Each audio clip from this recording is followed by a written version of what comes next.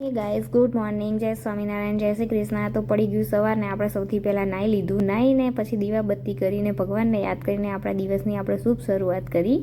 આજે મમ્મી ઘરે નથી એટલે આજે આપણો વારો આવ્યો દીવાબત્તી કરવાનો. નહીં તો મમ્મી કરી દેશે. એ પછી આપણે સૂર્યદેવને જલ અર્પણ કરી અને સૂર્યદેવને પ્રાર્થના કરી, એ સૂર્યદેવ આજનો દિવસ અમારો સારો જાય. એ પછી આપણે ફટાફટ વોશિંગ મશીનમાં કપડાં વોશ કરવા માટે નાખી દીધા, કારણ કે આજે કપડાં હતા વધારે ને આપણે જવાનું હતું બહાર બજારમાં, તો મોડું ના થાય એટલા માટે આપણે કપડાં વોશિંગ મશીનમાં નાખી દીધા ફટાફટ. વોશિંગ મશીનમાં કપડાં નાખીને પછી લિક્વિડ નાખીને આપણે વોશિંગ મશીનને કરી દીધું ઓન. તો કપડાં વોશ થવા માટે ટાઈમિંગ બતાવે છે 1 કલાક ને 25 મિનિટ. તો વોશિંગ મશીનમાં કપડાં વોશ થાય ત્યાં સુધી મેં ફટાફટ સોફા સાફ કરી દીધા અને સોફાના કવર સરખા કરી અને પછી ઓશિકા મૂકી અને પછી આગળ મેં ટીવી અને ટીવીનું કોર્નર સાફ કરી દીધું ફટાફટ. હજુ મનીષ રેડી નથી થયા, તો એ રેડી થાય એટલે આપણે સાથે નાસ્તો કરવાનો છે. તો એ રેડી થાય ત્યાં સુધી આપણે એટલે કચરો વાળી દીધો અને પોતું કરી દીધું.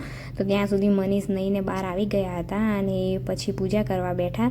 તો એ પૂજા કરે છે અત્યારે. તો પૂજા કરે ત્યાં સુધી આપણે ફટાફટ નાસ્તો તૈયાર કરી દઈએ. તો નાસ્તામાં છે આલુ પરોઠા, આલુ સેવ, ચાટપુરી, સોયા સ્ટીક, તરબૂચ છે. તો ચલો બધા નાસ્તો કરવા. નાસ્તો કરીને ફટાફટ શાકભાજી લેવા જવાનું હતું. તો શાકભાજી લેવા માટે અમે પહોંચી ગયા માર્કેટમાં આજે બહુ જ ભીડ હતી અને ગરમી પણ બહુ હતી. ઉનાળો ચાલુ થઈ ગયો છે. તો આપણે ફટાફટ શાકભાજી લીધું અને ઘરે આવીને રોટલી બનાવી. માર્કેટ ગયા એ પહેલાં આપણે દાળ ભાત શાક તો બનાવીને જ ગયા હતા. તો રોટલી બનાવીને જમવા બેઠા. તો જમવાનામાં છે આજે શાક, દાળ ભાત અને રોટલી. તો બધા ચલો જમવા માટે. પછી બપોરે જમીને સૂઈ ગયા. પછી સાંજની ક્લિપ ડિલીટ થઈ ગઈ. તો અમે જમીને પછી ગયા હતા સાંજે ગોલો ખાવા માટે. તો ચલો બધા આ ઉનાળાનો પહેલો ગોલો ખાવા માટે. અને જો તમને અમારો વ્લોગ ગમ્યો હોય તો લાઇક, શેર અને સબસ્ક્રાઈબ કરવાનું ભૂલતા નહીં. મળીએ ફરી વ્લોગ.